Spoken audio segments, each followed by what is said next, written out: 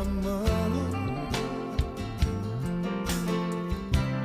me segurando pra eu não cair. Diz que o segredo é te buscar de todo o coração. Ele te ouvirá. Toda esta lágrima o Senhor enxugará.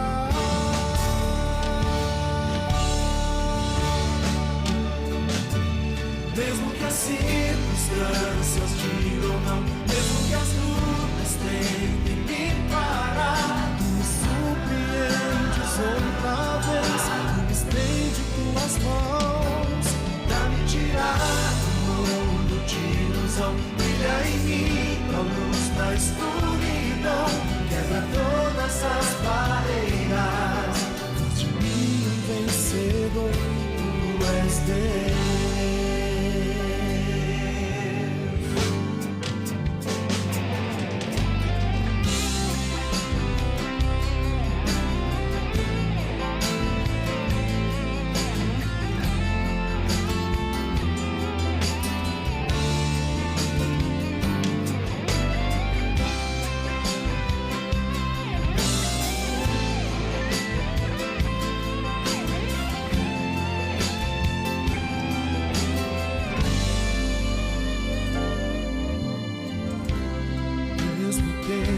De aflição,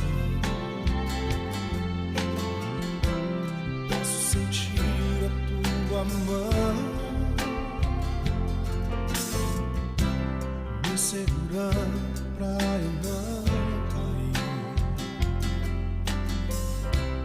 Diz que o segredo é te buscar de todo o coração.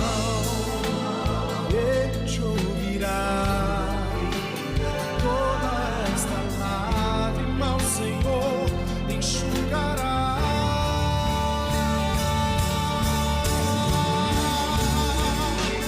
Mesmo que as circunstâncias digam não, mesmo que as lutas tentem me parar, tu me surpreendes outra vez, tu me estende tuas mãos pra me tirar do mundo de ilusão. Brilha em mim a luz da escuridão, quebra todas as barreiras, faz de mim um vencedor.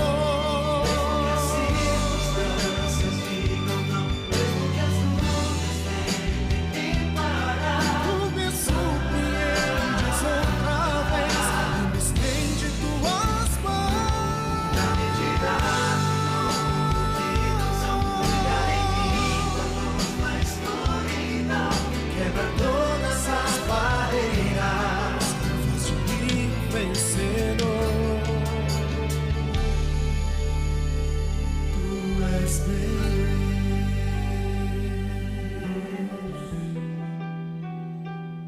Tu és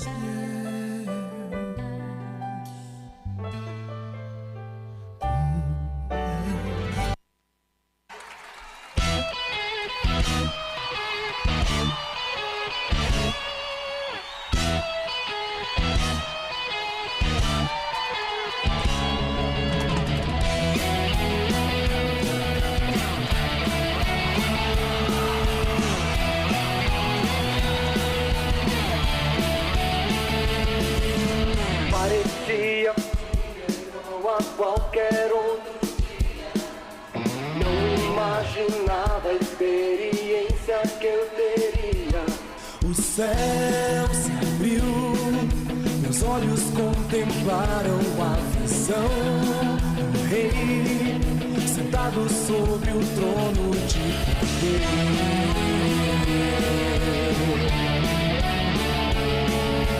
Mas a vida que eu levava só me condenava. Morreria sem clemência, era o que esperava.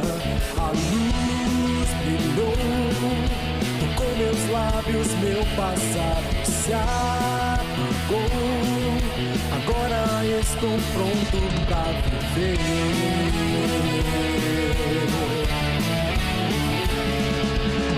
Uma voz se levantou no ar. Quem irá por nós, quem por nós irá?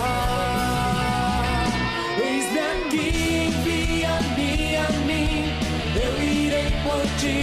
Eis-me aqui, envia-me a mim, eu irei por ti. Eis-me aqui, envia-me a mim, eu irei por ti. Eis-me aqui, envia-me a mim, eu irei por ti.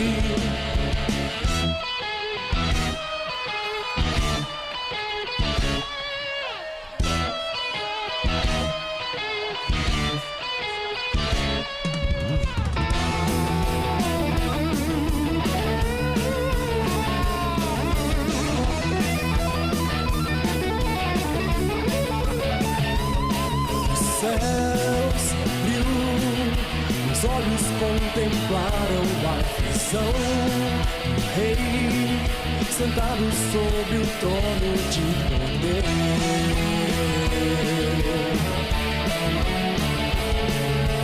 Mas a vida que eu levava só me condenava. Morreria sem clemência, era o que eu esperava. A luz brilhou, tocou meus lábios, meu passado se apagou. Agora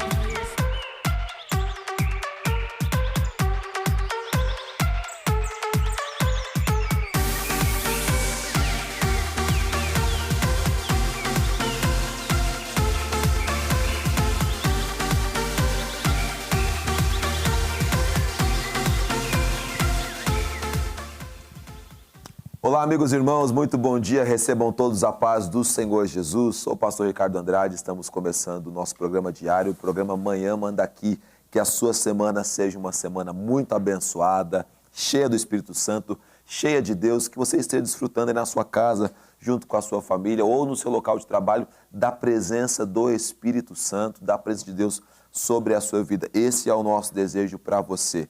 Ontem, domingo, 2 cultos muito abençoados aqui, graças a Deus, cheios da presença de Deus. Espero que você esteja desfrutando ainda do mover do Espírito Santo que aconteceu aqui no nosso meio, dando um pontapé inicial para uma semana de vitória muito abençoada. Bom dia, Ângela Valtier.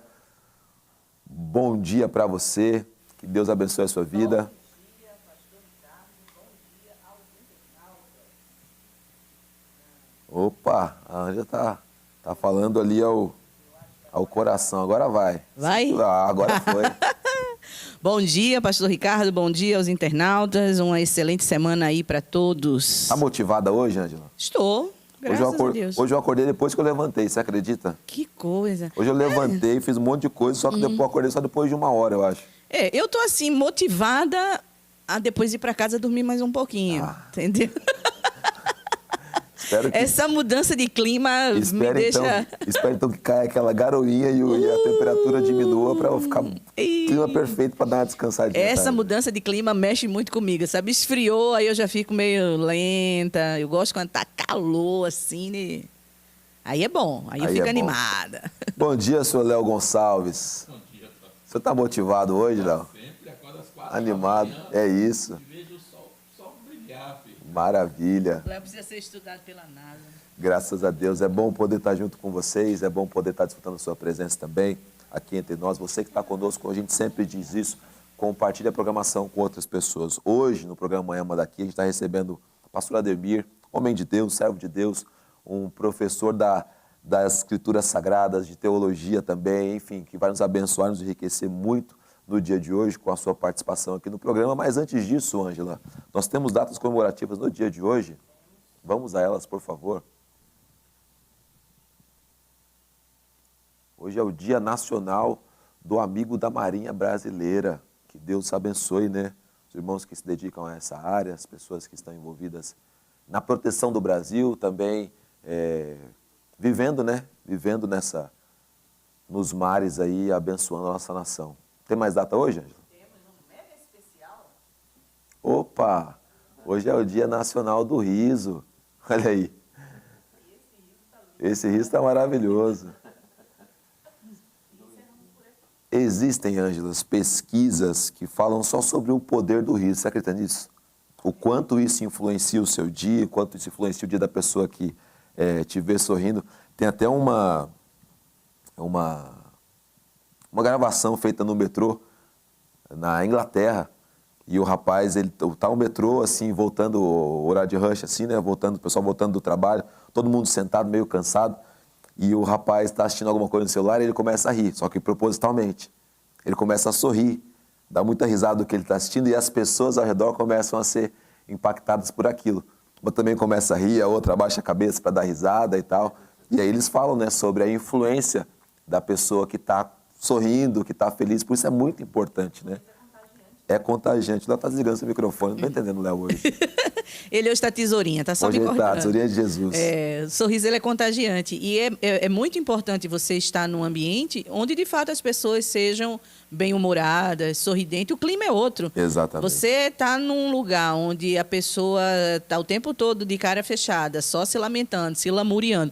Não que a gente não tenha nossos altos Óbvio, e baixos, óbvio. todo mundo passa por problema, lógico.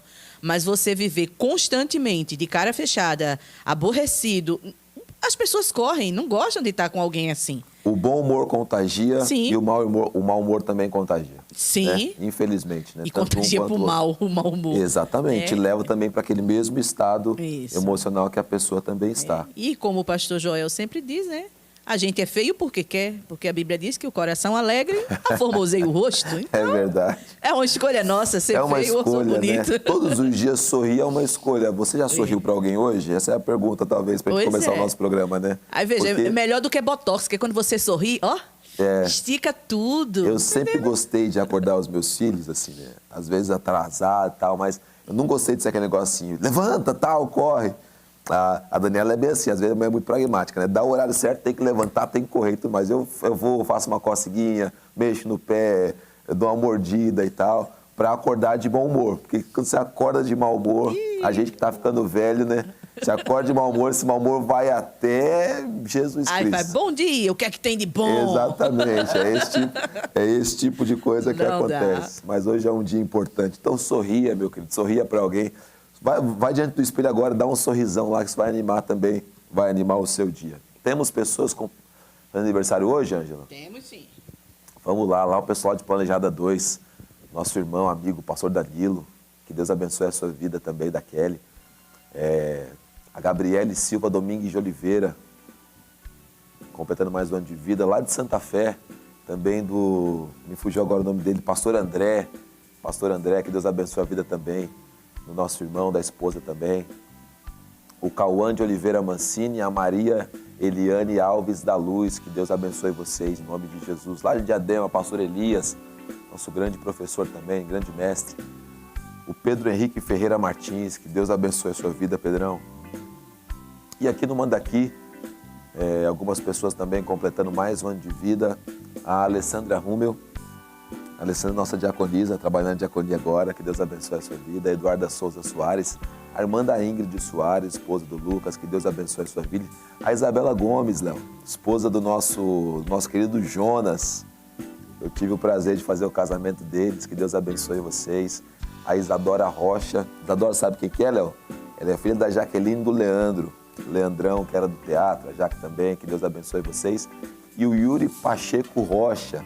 Yuri, exatamente, é filho da Karina e do Leandro, que Deus abençoe a sua vida grandemente também, Yuri, em nome de Jesus. Vamos orar por esse irmão, gente? Você que está em casa, se puder também fechar os seus olhos, curvar a sua cabeça, vamos ter uma palavra de bênção sobre esses amados irmãos. Senhor, nós oramos em nome de Jesus, clamando pelo teu favor, clamando pelo teu cuidado, invocando sempre a tua graça sobre a vida desses irmãos, Pai Santo, e confiando sempre no Senhor, que o Senhor, Pai Santo, é o principal cuidador de cada um deles, Pai. Se eles chegaram até hoje aqui é porque o Senhor tem dado saúde, se eles chegaram até aqui é porque o Senhor tem preservado, se eles chegaram até a data de hoje é porque a boa mão do Senhor tem estado sobre eles. Nosso pedido a Ti, Deus, é para que isso se multiplique e continue acontecendo a cada dia mais e que ano após ano nós possamos estar lembrando esses irmãos debaixo da Tua bênção, clamando sobre eles também o Teu cuidado, o Teu favor, Pai. Obrigado pelo convívio com esses amados, Pai Santo, e que o Teu nome venha a ser glorificado e exaltado sempre através da vida deles. Assim nós oramos em nome de Jesus Cristo nosso Senhor. Graças a Deus. Trago um abraço também do pastor Joel, da Leonora, a vocês também, completo mais um ano de vida, que Deus, e também dos pastores da igreja, claro, todo o ministério, que Deus abençoe grandemente a vida de vocês. Hoje está um calorzinho muito bom, muito bacana, máxima de 24 graus hoje, a mínima de 14, tem sol, tem nuvens para o dia, durante o dia, à noite o céu fica com muitas nuvens, mas não chove, tá certo? Fica garantido aí que não chove. Não podemos deixar de citar, né, nosso âncora mestre aqui, o âncora principal, pastor Vanderlei. Cadê você, meu amado? Cadê você, querido, que eu não te acho, só te acho nas praias, só te vejo nas praias aí. Aí como ele sempre diz, né? Se ele tivesse amor pela obra, doaria essas férias, né? Já curtiu a praia? Volta. Volta, né? Então, volte logo pra cá. Estamos aguardando ansiosamente o seu retorno. É só fazendo inveja a gente. Cada dia é uma praia diferente lá que ele tá postando foto. Pastor ostentação, Léo. Ostentação. Que é isso, varão? Que Deus abençoe, viu, Wander? Estamos com saudade de você. Manda um abraço para Lê também. Que Deus abençoe também a vida de vocês. Aproveita bem esse período de férias. São agora em São Paulo 10 horas e 19 minutos. A gente vai para o intervalo comercial agora bem rapidinho. Na sequência, a gente volta com o nosso convidado. Se você tem alguma questão teológica, alguma pergunta, alguma coisa dentro do campo da hermenêutica, da homilética, da arqueologia bíblica, da escatologia, você pode trazer à tona nessa manhã, que hoje é o dia. Que hoje é o dia de você entender trono branco, o trono do julgamento de Cristo, arrebatamento da igreja, a ida, a volta, se tem elevador, se não tem, se a gente fica, se a gente não fica. Hoje é o dia de tirar todas as nossas dúvidas, tá certo? Então, se prepara, se programa, manda para cá, a Ângela vai fazendo as intervenções aqui, a gente vai poder conduzir esse tempo aqui de maneira muito abençoada junto com você, tá bom? É um minutinho só, não saia daí, a gente já volta.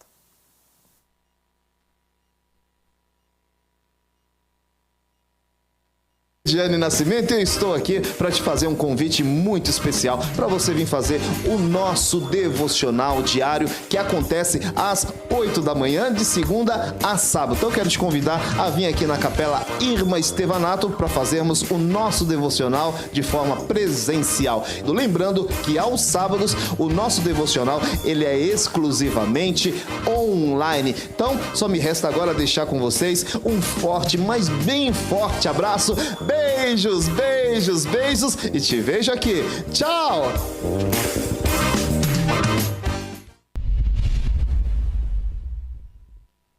Olá, eu sou Vanderlei Medeiros e de segunda a sexta-feira eu estou aqui apresentando o programa Manhã Manda Aqui, às 10 horas da manhã. Você é o meu convidado.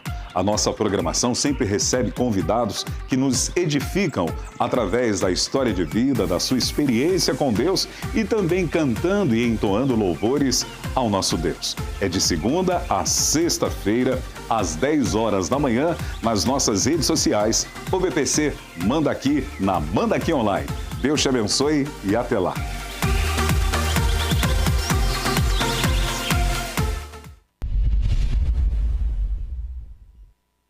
Olá, graça e paz do Senhor Jesus Cristo. Eu sou o pastor Eduardo.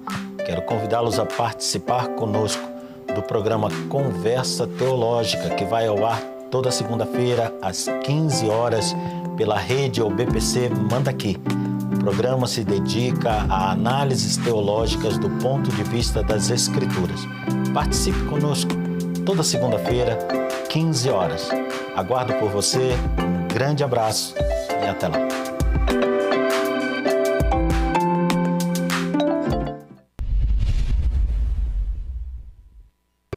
A graça e a paz do Senhor Jesus, irmãos. Aqui quem fala é o missionário Vitor Soares. E eu estou passando aqui na TV Manda Aqui Online para te convidar a todas as terças, a partir das 15 horas, estarmos juntos no programa Missão Desafio em Ação. O nosso encontro semanal onde você e eu passaremos momentos de aprendizado falando sobre o campo missionário, as últimas notícias e tudo aquilo que está relacionado à obra missionária e à nossa Missão Desafio. Todas as terças, às 15 horas, não perde, temos um encontro marcado. Que Deus te abençoe, em nome de Jesus.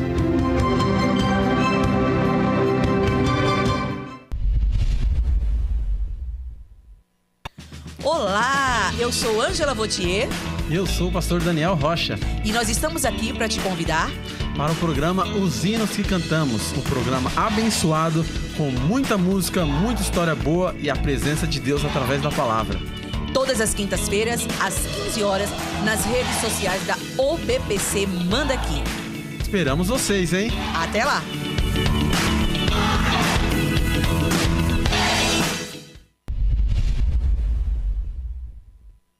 Olá, queridos! É uma alegria passarmos aqui para convidá-los a estar conosco todas as sextas-feiras, às 15 horas, no programa Aliança de Amor. Tratando dos assuntos que dizem respeito ao dia a dia da família, aquilo que acontece na minha e na sua casa. Esteja conosco, participe através das redes sociais ou BBC Manda Aqui. Até lá!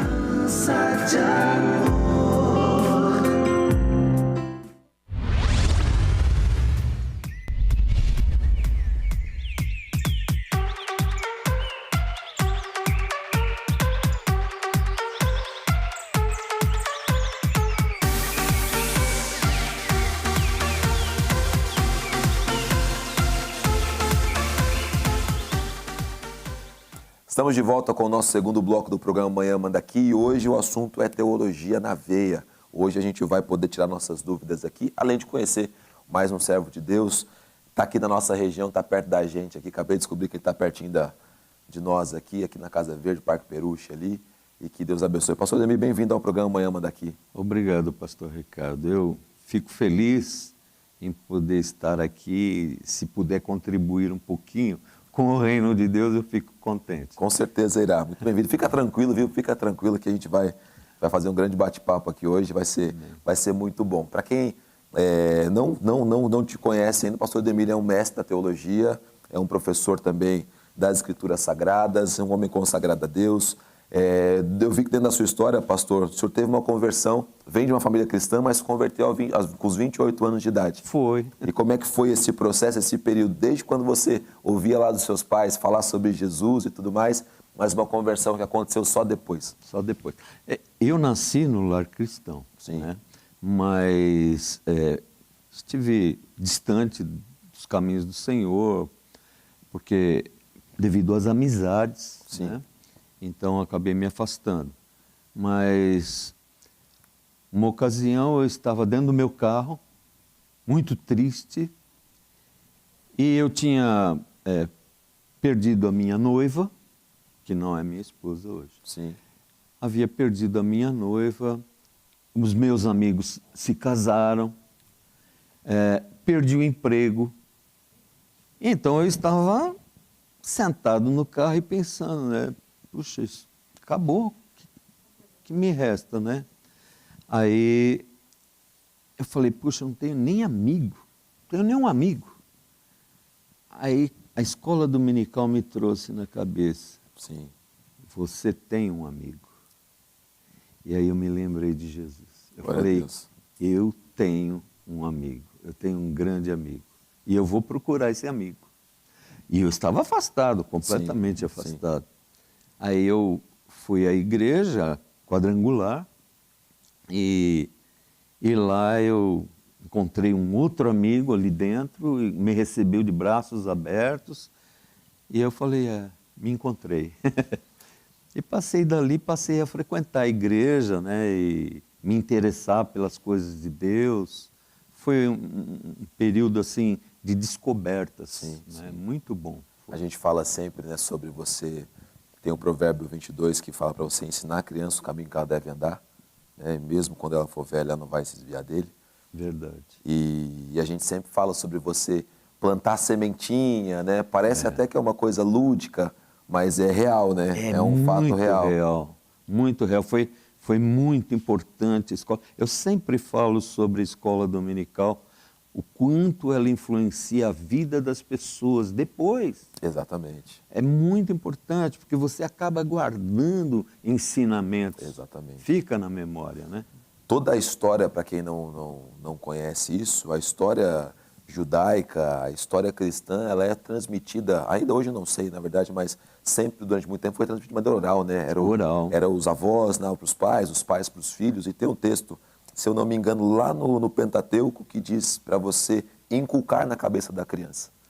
Você falar quando ela estiver sentada, deitada, andando com ela, Por quê? Verdade. Porque isso fica na cabeça da pessoa. verdade. Isso fica gravado, né?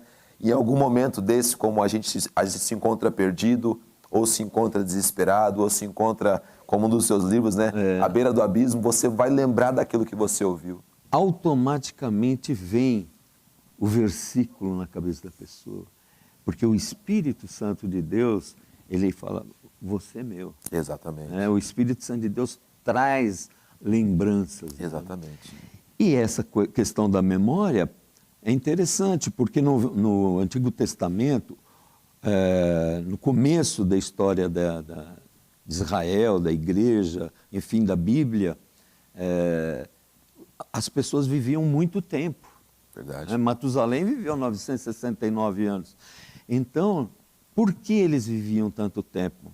Porque não havia escrita. Então, era importante que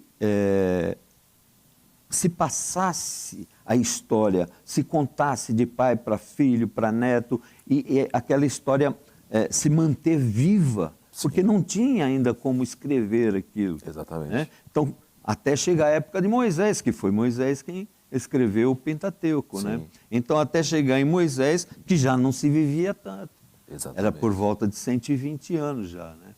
Então, é interessante esse aspecto da longevidade. E hoje as pessoas, eu espero que não, né? Mas porque as pessoas falam, e a Bíblia fala, ensina, que ao homem 70 anos, né, está bem para a vida do homem hoje. O ano que vem eu faço 70, então. Meu Deus do céu. Encerrou o meu capítulo. Eu espero que não, né? Vamos torcer para esticar um pouquinho, né? Esticar um Pra Deus pouquinho esticar mais, um pouquinho né? mais, né? É verdade. Você sabe que dentro da cultura, algumas culturas, a morte do idoso, ela é muito penosa. Por quê? Porque o conhecimento vai junto. Vai, Né? A sabedoria vai junto. No meio dos ciganos é assim, quando morre um jovem, uma criança ou um jovem, é claro, existe a tristeza, existe o luto e o pesar. Mas quando morre um velho cigano, porque eles acreditam muito nisso. Está morrendo a nossa sabedoria, está morrendo a nossa cultura, está morrendo a nossa história. O oriental também. Porque eles carregam muita cultura, né? Muita história. Uma pessoa de 80 anos, 90 anos, tem muita história para contar. E praticamente se perde, né? Toda aquela cosmovisão, todo aquele conhecimento, né? Acaba se perdendo. Então, é uma perda. Com certeza. Né? Não deixa de ser uma grande perda. Depois dessa conversão, pastor, o senhor então passa a frequentar a igreja novamente e um pouquinho mais para frente já tá iniciando seus estudos teológicos, lá em 84, mais ou menos. Em 84? Como é que você tem essas informações? A gente vasculhou tudo. O nosso FBI aqui fez todo o trabalho. Exatamente. Então, em 84, eu fui cursar teologia na Quadrangular. Na época se chamava IBQ. Sim. Né? Depois passou para ITQ. Pastor Joel fez ITQ, o nosso pastor aqui. Ah, ele fez ITQ? Fez ITQ, com certeza. Ah, que legal. E hoje é FATEC, né? Faculdade de Teologia Quadrangular. Isso foi um desejo pelo estudo? O senhor já era estudioso ou pensou, acho que eu tenho um chamado, vou estudar teologia? Interessante, pastor Ricardo, que antes da minha conversão, um pouquinho antes da minha conversão, eu fiz parte da Ordem Rosa Cruz. Sim. Rosa Cruz Áurea. E eu fiquei numa situação delicada, porque eu ia na Rosa Cruz e via toda a organização deles. Não é a MORC que eu estou falando, a MORC é uma outra Rosa Cruz mais conhecida, né? Mas é a Rosa Cruz Áurea. E ali eu via a Rosa Cruz, tudo muito perfeito, tudo muito bonitinho, tudo de branco, tudo branco, tudo branco. E eu ia lá, eles cantavam louvores e tal. E depois eu comecei a ir para a igreja. Sim. E na igreja eu vi aquela bagunça generalizada. Eu falei, meu Deus, e agora? Será que eu estou fazendo a coisa certa, né? Isso logo no começo. E eu falei, não, eu fui na Bíblia. Eu falei, eu vou na Bíblia. A Bíblia vai ser a minha orientação. E fui. E acabei, na Bíblia, descobrindo que a Rosa Cruz não era aquilo que a Bíblia relatava. Então, aí eu me firmei na Igreja Quadrangular. Sim. Aí eu comecei realmente a processar as coisas de Deus. Fui estudar, logo depois, 3 anos depois da minha conversão, eu voltei e fui estudar, fiz um instituto teológico para conhecer. As Escrituras, né? Para conhecer as Escrituras. Então, eu tenho uma Bíblia em casa até hoje, e essa Bíblia, eu estudei ela, eu não li a Bíblia. Eu estudei ela de capa a capa, mas estudava versículo por versículo, o que queria dizer, onde queria chegar, sabe? Eu queria saber tudo.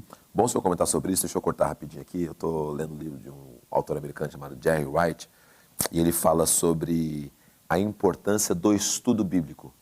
Ele disse, hoje isso está caindo em desuso, porque as pessoas leem a Bíblia. Né? Nós lemos a Bíblia, é muito importante, ninguém está tirando valor disso. Você tem que ler a Bíblia. Claro. Todo mundo sabe todos os benefícios que traz a leitura bíblica. Além do conhecimento, o Espírito Santo te revelando coisas ali, falando com você, para quem crê, para quem não crê, enfim. A leitura bíblica é algo importantíssimo. A Bíblia diz, manda você fazer isso, né? Medita nas palavras de Deus de dia e de noite. Enfim, você tem que ler. Agora ele diz, no livro ele fala muito sobre a ausência do estudo. Do estudo, exatamente. Do estudo bíblico. Você pegar um tema, ou você pegar uma passagem, ou você pegar um momento bíblico e fazer um estudo firmado naquilo. Exatamente. Né, no assunto, se aprofundar. Porque superficialmente a pessoa fica como um pó, né, que vai de um canto para outro. Sim. Quando você entra na profundidade da palavra, aquilo fica enraizado dentro de você. Exatamente. Então você não vai mudar com tanta facilidade. Exatamente. Né? Como Paulo falou, né? Você não vai abandonar tão facilmente aquilo que você aprendeu. O Tiago chega a dizer, o apóstolo Tiago, que algumas pessoas elas são como as ondas, né? Elas são levadas de um lado para o outro, porque quando você não tem firmeza para responder alguma coisa ou lidar com as perguntas que chegam até você, você acaba sendo levado. Se você não é levado naquele momento, a dúvida ela começa a te corroer, mas será que é isso? Você pergunta de repente para um amigo, ou pergunta para um pastor, essa pessoa também não consegue responder. Nós temos um irmão aqui na igreja, o pastor Francisco Capella, que ele frequentava durante muito tempo o catolicismo, a igreja católica e a igreja evangélica.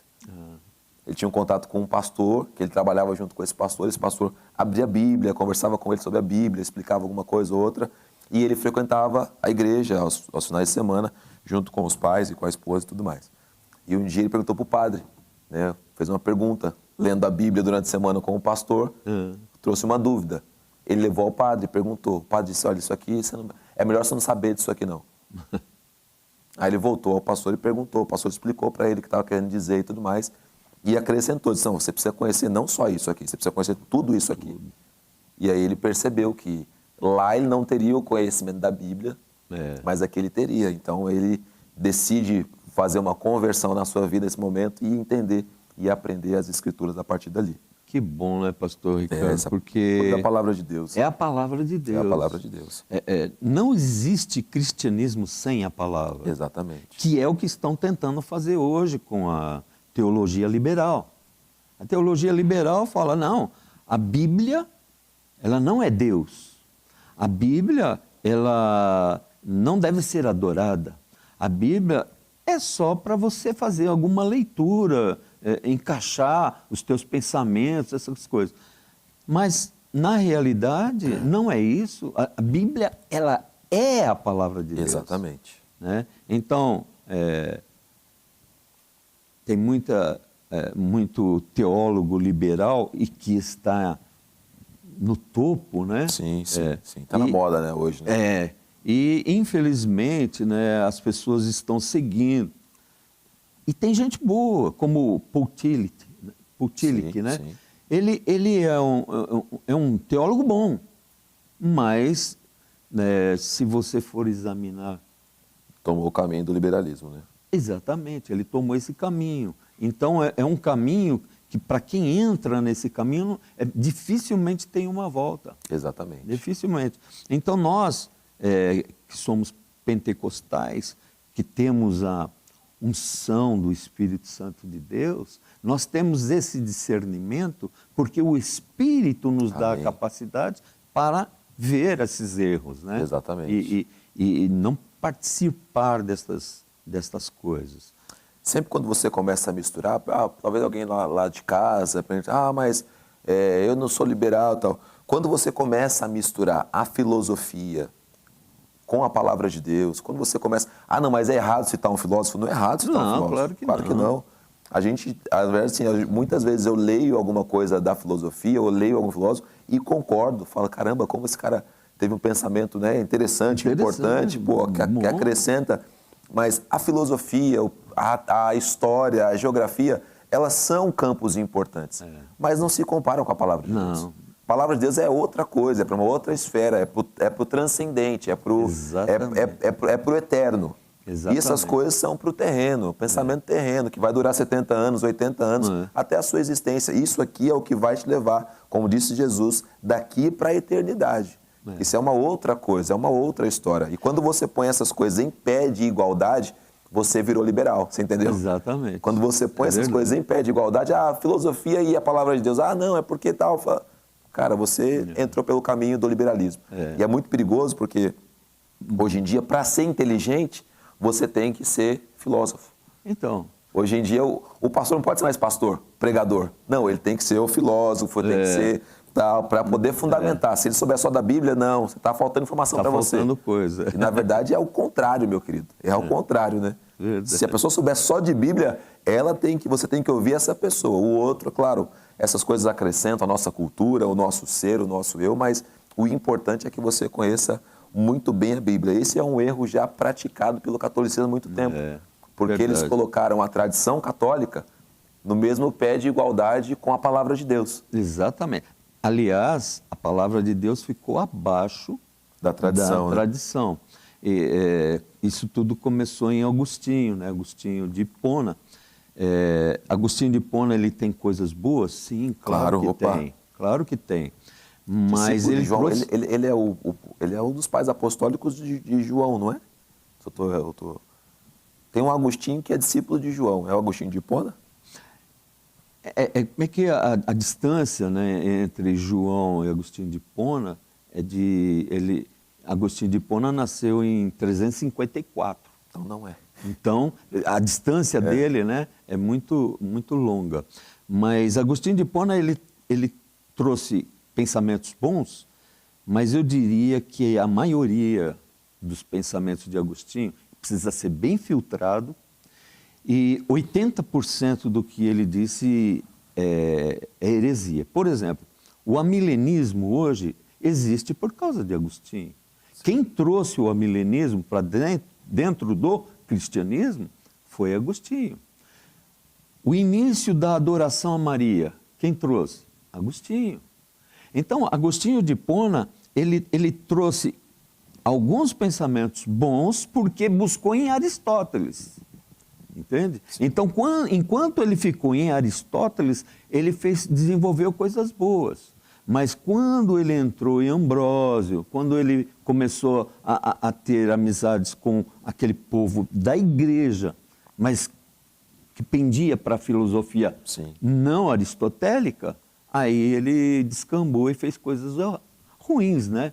Por exemplo, Ambrósio deu a Agostinho a interpretação simbólica, né? Então, Agostinho, ele começou a entender a Escritura não na literalidade da palavra, mas simbolicamente, figuradamente, espiritualmente, como eles dizem. Para mim, eu não acho que é nada espiritual, né? Mas eles entendem dessa forma. E aí, Agostinho espiritualizou de tal maneira que ele acabou caindo no amilenismo. Mas o amilenismo também foi uma estratégia de Agostinho, porque a igreja na época, com o batismo dos bárbaros e tudo mais, a igreja estava havendo uma dispersão, muitos cristãos estavam deixando a igreja. Sim. A igreja católica, não o cristianismo. Eles estavam deixando a igreja católica. Então, o que ocorre é que, com essa dispersão, Agostinho ficou desesperado. E ele começou a pensar, como que nós vamos fazer isso? Como que nós vamos impedir essa gente de estar abandonando a igreja? Sim. Aí ele desenvolveu aquela ideia, aquele dogma de fora da igreja católica não há salvação. Exatamente. E aí ocorrem os perigos, né? Porque às vezes a igreja, ela quer alcançar uma fatia da população, ou ela quer manter essa população dentro, e ela cria alguma coisa ou para se ajustar à realidade daquelas pessoas e elas não saírem porque agora a igreja se ajustou àquela realidade, ou ela cria situações como essa. Olha, se você sair, meu amigo, não tem jeito. É no medo, né? É no medo, exatamente. Você pode controlar pelo medo, você pode controlar pela culpa, né? Sim. Ou você pode controlar pela mentira. Exatamente. Né? Então, você tem essas três alternativas. E hoje você consegue uma quarta alternativa, pastor, que é pelas promessas. Pelas promessas você também. enfatiza tanto isso que você prende as pessoas nisso. Nisso. Todo domingo você tem que ter uma promessa nova, uma coisa nova para a pessoa continuar dentro do seu barco. Isso, exatamente. Então, a igreja, principalmente a igreja pentecostal, ela sofreu uma influência muito grande e muito forte por influência do satanismo.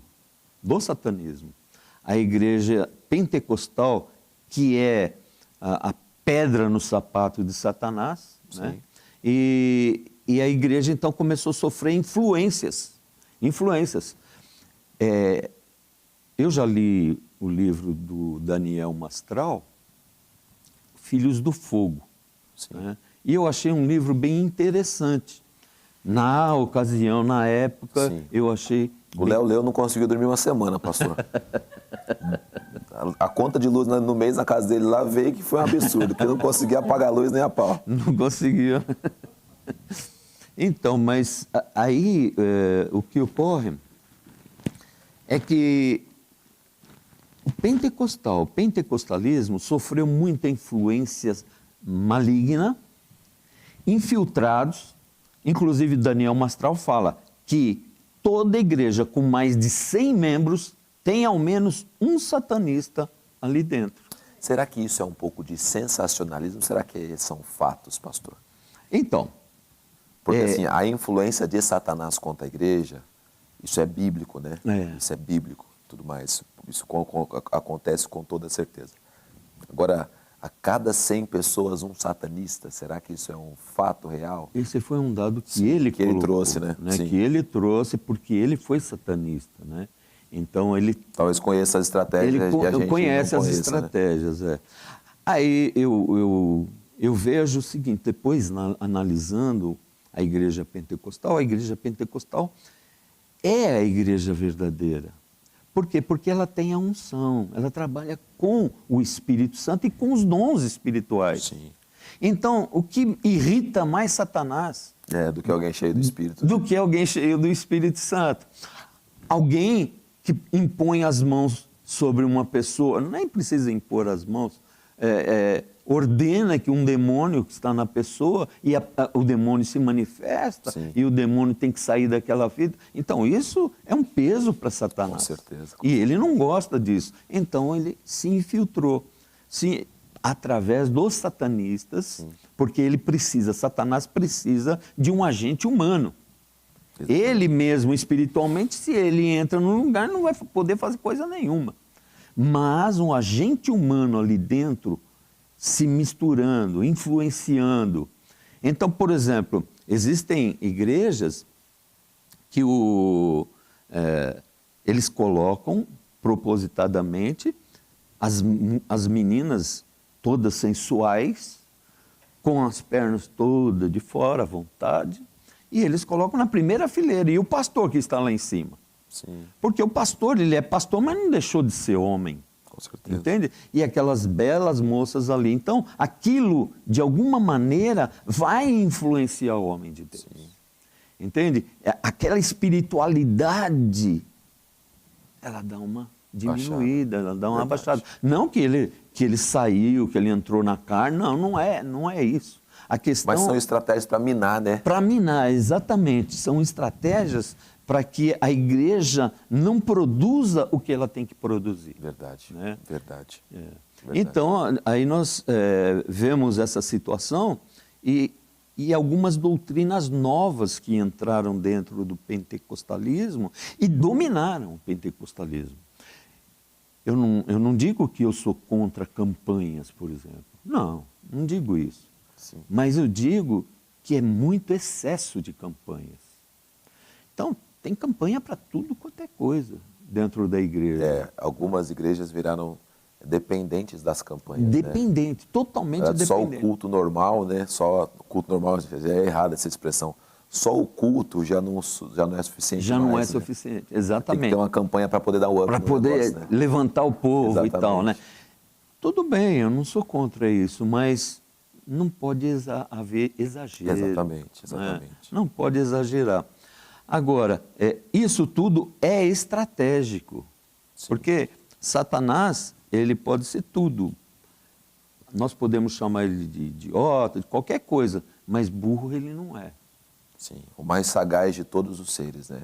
Então veja o que ele está fazendo com o mundo. Sim, exatamente. Se nós olharmos para a situação do mundo hoje, a Europa, que foi berço do cristianismo, hoje os templos lá viraram danceteria, viraram bares. Verdade. Né? Então, se nós formos olhar a Europa, o próprio Estados Unidos, como houve uma decadência nos Estados Unidos na questão da fé.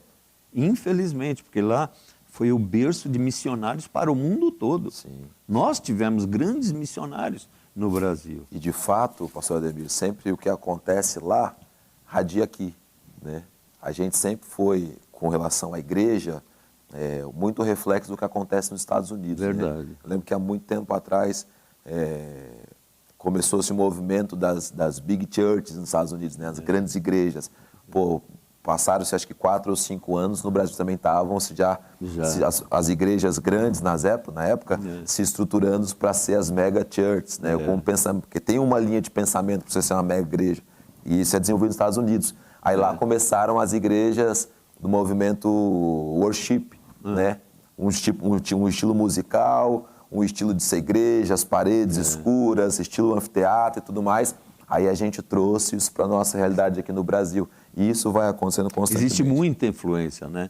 Muita influência, não só americana, né? Da Austrália também, Hillsong, né? Sim. Dominou o mundo, né? E depois dessa sequência de estudos, o senhor passou a lecionar, então, as disciplinas teológicas. Eu vou ler para os irmãos aqui, antes de perguntar para o senhor qual que é que o senhor mais hoje gosta de lecionar, tem mais interesse ou te motiva mais. São as dispensações, a escatologia, a homilética, a hermenêutica, as evidências cristãs que estão na arqueologia, os atos apostólicos, o crescimento da igreja, as heresiologias, a psicologia pastoral. Depois o senhor fez uma especialização ainda em antropologia bíblica, estudo da alma. Dessas disciplinas, qual que o senhor mais gosta? Assim, faz, não, essa aqui eu gosto, faço por alegria. Eu faço, assim, eu gosto demais mesmo, falar sobre a alma. Sim. Esse é um assunto que eu acho extremamente importante, porque as pessoas, elas têm dificuldade em entender a alma. Sim. Mas a alma é que está em disputa nesse mundo. O nosso corpo não, porque o corpo vai voltar ao pó e volta ao pó. Mas a nossa alma é que está sendo disputada, não o nosso espírito. Porque, como diz Eclesiastes, né, 7:12, ela diz assim, o espírito é de Deus e volta para Deus que o deu. Né? Então, quem dá o espírito é Deus. Agora, e a alma? A alma é exatamente a introdução do espírito, aquele que dá a vida ao corpo. Né? E aí surge a alma. E a alma é você. A alma é o que você pensa, a alma é o que você sente, a alma são as tuas emoções, a alma é a tua mente, a alma é aquilo que você é. E isso está em disputa. Inclusive, existem técnicas de influência que a mídia, a TV, está utilizando muito, que é tentar modificar os seus pensamentos. Com certeza. Né? Existiu um projeto nos Estados Unidos chamado MK Ultra. Esse projeto nos Estados Unidos era para, juntamente com o LSD, manipular a mente das pessoas. E eles alcançaram êxito nisso daí. E isso está sendo usado no mundo todo.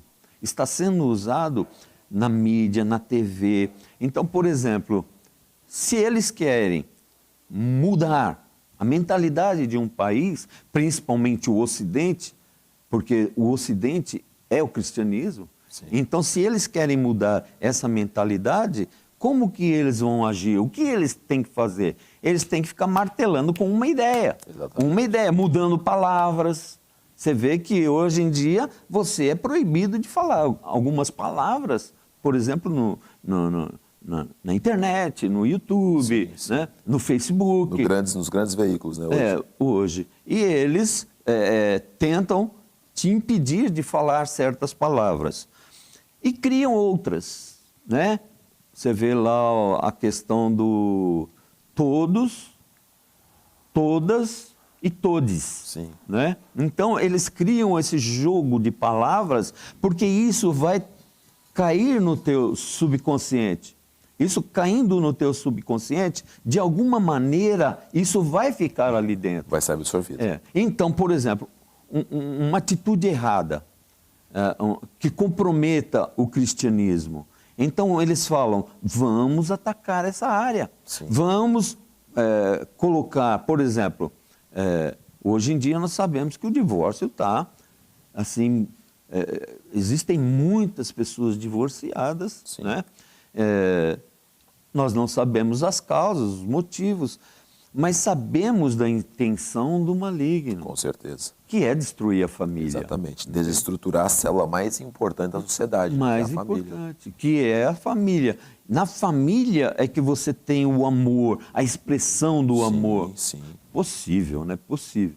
Quer dizer, às vezes na família também existe a expressão do ódio. Sim, né? Sim. Mas de praxe, digamos assim, né? Geralmente é a expressão do amor. Do amor. É ali que a criança aprende a se relacionar, ali que a criança, enfim, tem toda a sua estrutura. E das matérias mais teológicas, pastor? Qual que é aquela que o senhor fala assim, não, você também gosta de fazer, também gosta de ministrar isso aí?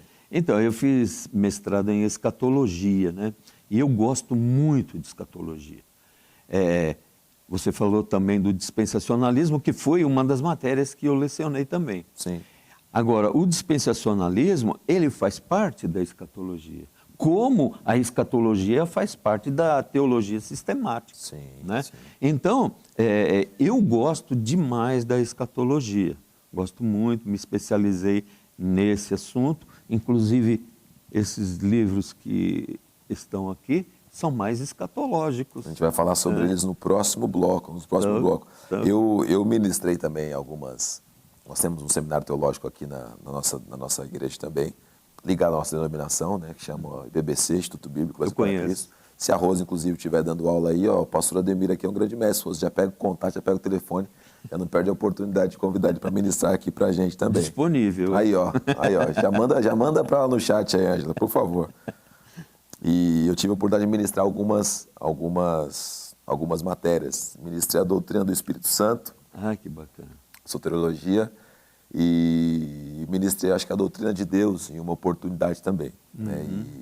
Mas você frequenta as salas, o senhor sabe bem disso, a matéria que todo mundo quer saber mesmo é a escatologia. Escatologia, né? Sem dúvida. O pessoal quer aprender sobre as outras coisas, muitas dúvidas. Duas matérias que eu entendo assim, que as pessoas têm muito interesse. Primeiro, a bibliologia. Né? Não só a confecção da Bíblia, mas tudo que envolve. Né? Porque a pessoa quer saber, o crente quer saber se a Bíblia é verdadeira. Ele tem esse questionamento. Mas será? Como é que foi feito? E quando você começa a explicar para ele como é que foi confeccionada, o tipo de seriedade com que foi, como se juntam, né, 1.500 anos de pessoas diferentes, em tempos diferentes, mas um assunto só, cerne. Aquilo vai dando para a Bíblia uma verdade que transcende, né? Ninguém consegue dizer, não, isso aqui é tudo mentira. Não. Já tentaram fazer isso, mas cai por terra com uma facilidade que é absurda, né? Não tem como, né? Não tem como, porque a Bíblia, ela é a palavra de Deus.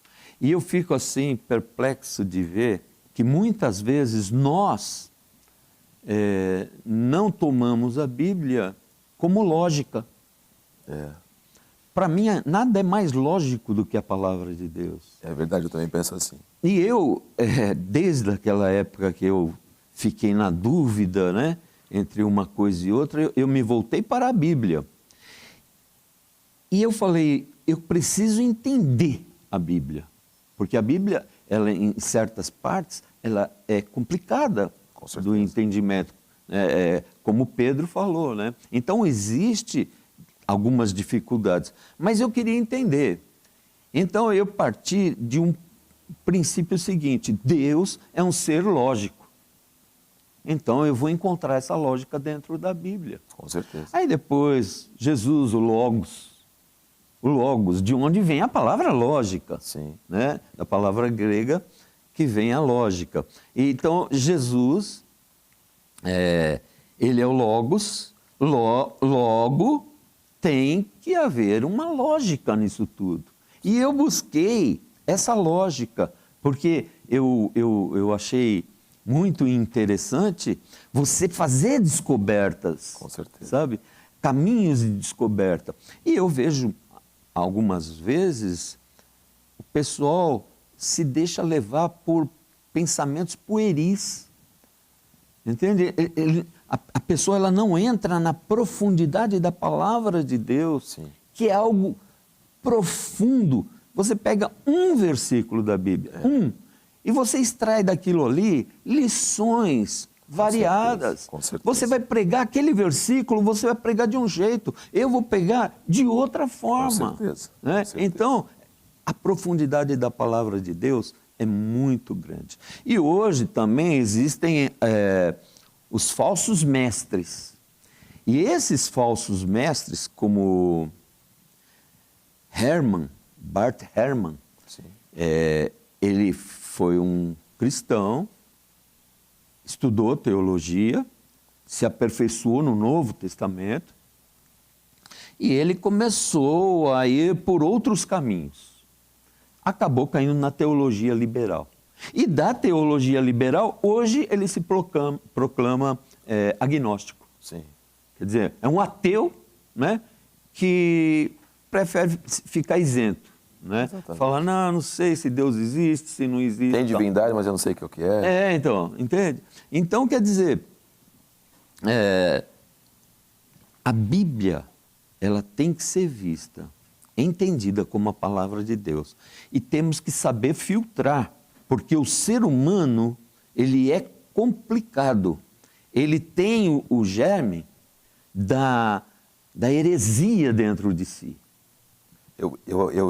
Eu acredito muito, pastor Ademir, que as pessoas se desconectam assim, a espiritualidade da Escritura. E aí você cria o agnóstico, você cria o liberal, você cria a pessoa. Porque o grande estudioso, assim, ele claro, ele tem a Bíblia, mas aí ele vai querer ler o que o alemão do primeiro século escreveu, vai querer ler o que o africano do segundo século escreveu, ele vai querer mais informação. O estudioso é assim, ele não se contenta, ele vai. Agora, se nesse afinco pelo estudo ele não cultivar a espiritualidade, contemplação de Deus, busca de Deus, oração, consagração, ele vai ficar só nesse caminho aqui, de busca de informação. E uma hora ele vai perceber, assim, poxa, tem tão pouco escrito sobre, mas tem tanta coisa escrita sobre alma, reflexões, e aí ele entra por esse caminho. Aí ele se esquece de Deus.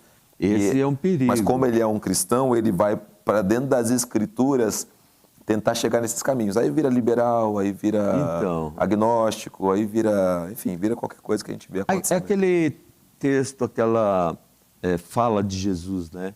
Errais por não conhecer as Escrituras e nem o poder de Deus. O poder de Deus é a atuação do Espírito Santo. Exatamente. Né? Então, as pessoas que abandonam o Espírito Santo, que abandonam os dons do Espírito Santo, elas entram na Bíblia não para compreender Deus, mas para justificar a sua crença. Exatamente. Então, quando a pessoa entra nisso, a pessoa ela vai justificar. Primeiro ela monta a ideia dela, primeiro ela monta o que ela quer e depois ela vai na Bíblia para tentar justificar aquilo ali. Exatamente, né? exatamente. E isso é um grave erro. Nós, filhos de Deus que somos, nós temos que ter o conhecimento da palavra, conhecimento de Deus, Sim. o conhecimento da teologia natural, que é a filosofia, Perfeito. e o conhecimento da teologia revelada, que é a palavra de Deus. Quando a gente lê as cartas do apóstolo Paulo, ali já tem teologia para mais de metros, digamos assim, né? Se eu fosse um abraço para meu amigo mineirinho Rediane. É muita teologia. Muito. Para você se aprofundar num nível muito grande. Né? Se você aprofundar ali das cartas do apóstolo Paulo, de Romanos, até a sua última carta, se não me engano é Filemão, você vai... Cara, você tem teologia até não querer mais. Verdade. Coisa para você suar e a cabeça travar. É muita coisa. Muita coisa. Mas escrevendo aos Coríntios, o Paulo diz o seguinte, assim, ó, as coisas que eu vi no céu, se eu contar, ninguém acredita. Não é? Verdade. Então, por mais que você se afunde na teologia, se aprofunde, busque toda a profundidade, o que você vai encontrar na espiritualidade, se você disser aqui, as pessoas falam, você ficou doido, você enlouqueceu. Por quê? Porque, na verdade, desculpa, pastor, a profundidade está no espiritual. Está no espiritual, exatamente. Porque é do espiritual que tudo se originou. As coisas inefáveis, ele não contou. Ele não disse. Ele disse, se eu disser, ninguém vai acreditar. Se eu disser, vocês vão ficarem doidos como eu. Então eu vou contar para vocês o que eu sei, o que eu entendo, o que vocês também podem compreender. Para Pedro foi muito difícil entender. Foi. Teologia profunda. Ele falou, E o Paulo nem sequer falou das coisas transcendentais que ele viu lá quando subiu ao terceiro céu. Então, imagina se nós tivéssemos escrito o que ele viu. Pô, hoje em dia estava todo mundo alvoroçado aqui, sem saber o que fazer. Então. Talvez por isso também, pastor Ademir, que a gente se interessa tanto pela escatologia. Porque João, ele tem as visões, né? João, ele tem as visões daquilo que haveria de acontecer, são selos, são, enfim, muita coisa acontecendo, trombetas e tudo mais. E ele tenta, com a sua capacidade intelectual, descrever tudo aquilo, né? Que não é fácil, hein? Que não é fácil. E aí todo mundo fica querendo entender por onde começa, para onde vai e tudo mais. Ângela, a gente tem um intervalo comercial programado. Você acha que a gente deve fazer ou deve seguir? Porque eu já estou ficando aleluiado aqui, como diz o Wander. Já estou começando a entrar. Você quer dar uma pausa? Tem algum comentário? Tem comentário aqui do pessoal. Então vamos lá no comentário, então. Primeiro, a Edna está dizendo que ela e o pastor Daniel foram alunos, né, do professor no Instituto Bíblico do Quadrangular se formaram em 92, então tem estrada. Viu? Opa! O pastor Flávio Pedro, lá de Palmares, vocês estavam aí comentando essa questão do excesso de campanhas, né? E ele diz, paz, meu querido amigo pastor Ricardo Andrade, é uma manhã muito produtiva. Eu creio no valor da palavra. Nossa igreja, no decorrer do ano, faz algumas campanhas de oração, mas aqui a prioridade são os cultos de celebração. Perfeito. E aí ele pede para que o pastor Ademir possa falar um pouco mais sobre a psicologia pastoral. O Márcio Santana também manda aí um grande abraço para o pastor e pastor Ademir, né, parabeniza pela entrevista, e ele pergunta se poderia falar um pouco do traducionismo. Ah, que maravilha. Ele está pedindo, né? E o Mineirinho está ligado com a gente, o presbítero Rediane, e disse que está sendo muito edificado pela palestra de hoje aí. Então, maravilha. Vamos começar então pela teologia pastoral. Vamos lá. Aí depois a gente vai para o traducionalismo. E aí depois, Ângela, se eu me esquecer, você já me lembra, porque assim que a gente encerrar, a gente já vai entrar nos livros aqui do pastor Ademir para a gente poder falar um pouquinho sobre ele. Exatamente, o gráfico de teologia, né, que a gente vai acabar o programa com isso aí hoje. Para amanhã o pessoal está mandando um WhatsApp, pastor Ademir até não querer mais, querendo entender cada step aqui da escatologia. Amém. Teologia pastoral, pastor. Olha, teologia pastoral. Eu entendi que ele quer que eu fale sobre a psicologia, né? Psicologia, né, Ângela? Desculpa. Psicologia pastoral. Psicologia pastoral. Então, a psicologia pastoral, como como socorrer as pessoas. As pessoas entram na igreja doentes. As pessoas entram com uma série de problemas. Problema de ordem emocional, problema com o casamento, problema com os filhos, problema com as drogas. Então as pessoas, elas entram, desculpe a palavra, mas eu não achei outra, elas entram arrebentadas dentro da igreja. E aí, ali dentro, ela tenta buscar um socorro. Perfeito. É aquilo que, às vezes, ela não consegue. Às vezes, ela consegue. Depende da igreja e depende da visão de cada um. Então, a psicologia pastoral, ela vai socorrer, ela tem a intenção de ajudar estas pessoas. Perfeito. Né, de socorrer estas pessoas que se encontram assim, com a alma, porque psicologia vem da palavra psique, que significa alma. Né? Então, a alma desta pessoa é que está precisando de tratamento, não o corpo. Perfeito. O corpo precisa do médico. Mas a alma necessita de alguém que entenda a situação dela e possa explicar a ela o que está acontecendo, sim, o processo. Né? Por exemplo, no namoro, a ordem divina é, como está lá em 1 Tessalonicenses 5:23, todo o vosso espírito, alma e corpo permaneçam irrepreensíveis até a vinda do Senhor. Espírito primeiro, espírito, alma e corpo. O corpo foi colocado por último. Aliás, a palavra de Deus fala lá, o corpo para nada aproveita. É pó e volta ao pó. Sim. Então, por isso, Paulo, ele colocou o corpo por último. Agora, o vosso espírito e a vossa alma. O namoro é assim, quando a pessoa começa a namorar alguém, ela vai namorar para ver se há identidade espiritual, se há alguma identificação espiritual. Então o namoro não é para a carne, o namoro é para o espírito. Então o jovem começa a namorar com a menina com ele e tal, e eles vão tentar entender a espiritualidade de cada um e se é possível haver um ajustamento, sim, entre aquilo que eles creem, né? E aí passando isso, entra na segunda fase, que é o noivado.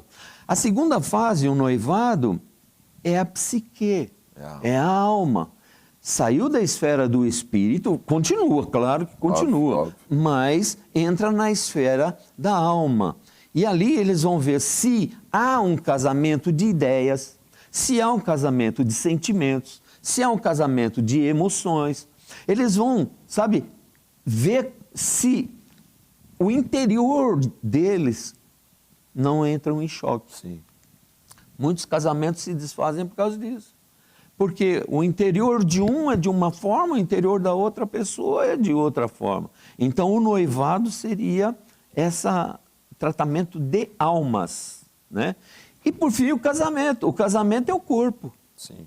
Né? Até que a morte o separe, ou seja, a morte do corpo. Então, o casamento se refere ao físico.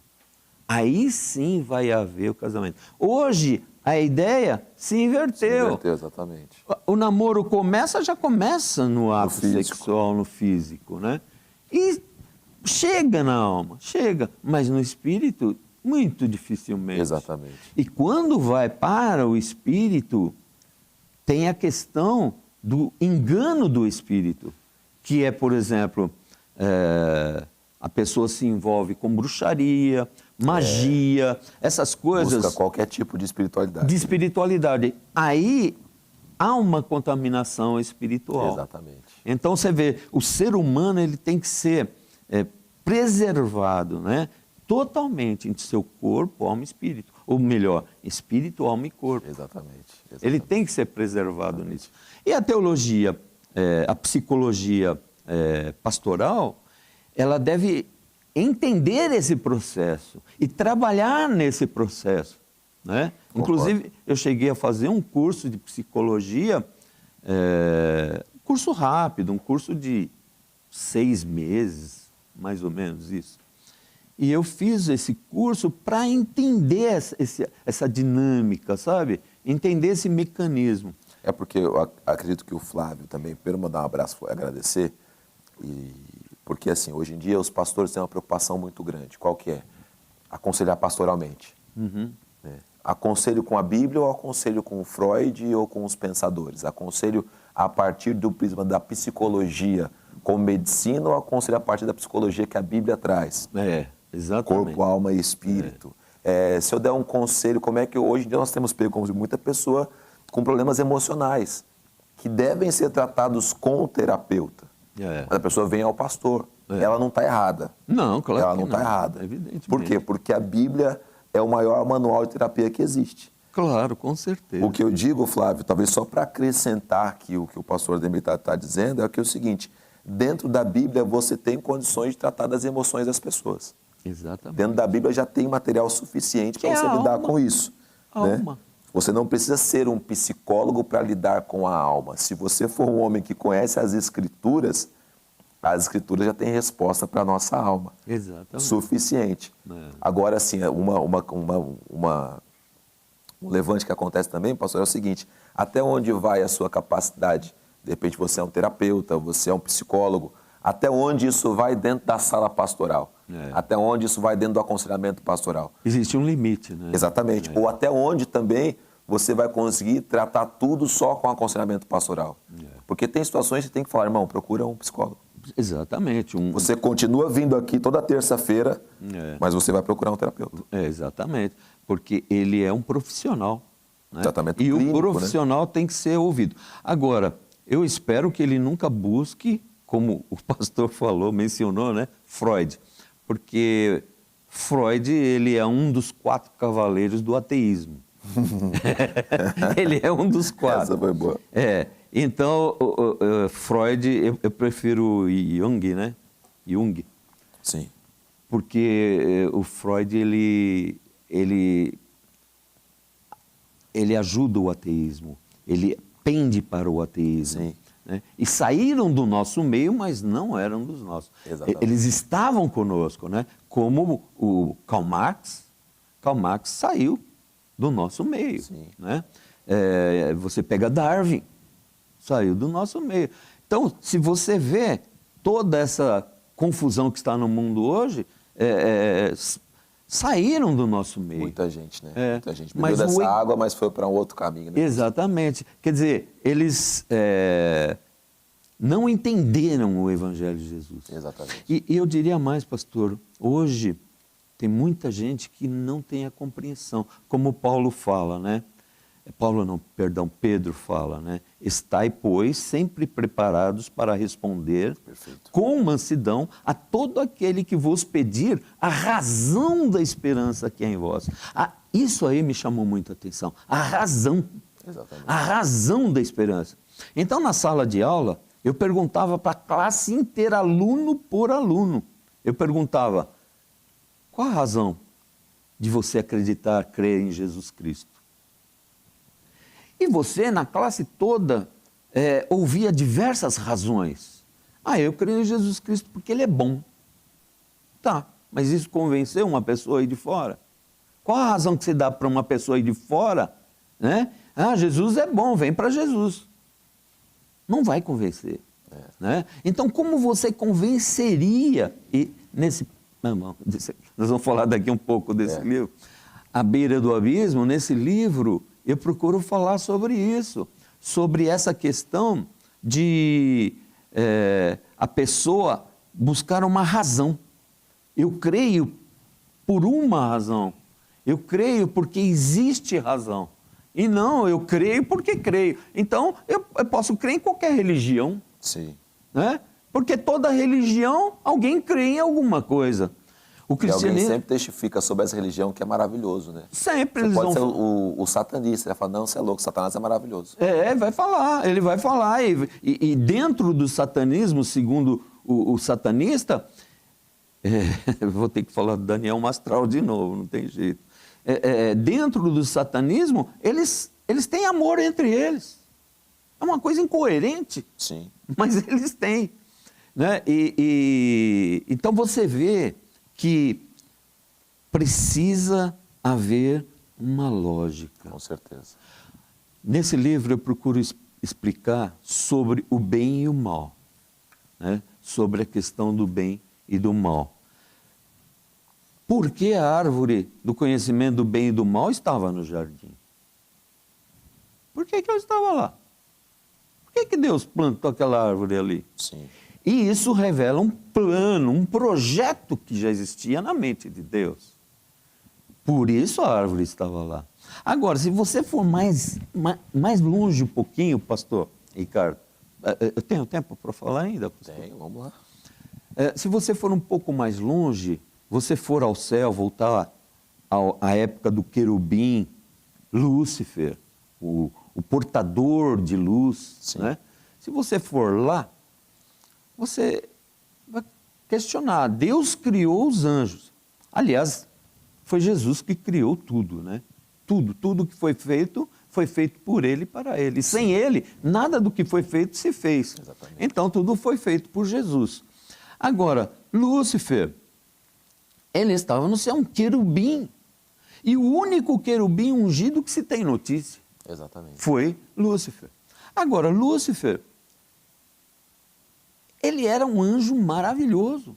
Andava nas pedras afogueadas, como fala lá em Ezequiel 28 e Isaías 14. Ele andava sobre pedras afogueadas, como um anjo daquele, com tanta glória, com tanta luz, porque ele era a luz. Sim. Como ele caiu. Por que ele caiu? O que ele viu no céu que o fez cair? Existia uma árvore. Agora, pastor pode pensar, ele está com heresia. Não estou não. Jamais. Existia uma árvore do conhecimento do bem e do mal lá no céu angélico. Mas que árvore é essa? Não era uma árvore. Eram as trevas. Lúcifer era luz. Portador, o nome dele significa portador de luz. Então, ele, como portador de luz, ele não entendia a sua própria luz. Ele via o céu, tudo luz no céu, mas ele não entendia a sua própria luz. Quando ele viu as trevas, ele pensou em si: isso vai ressaltar a minha luz. As trevas.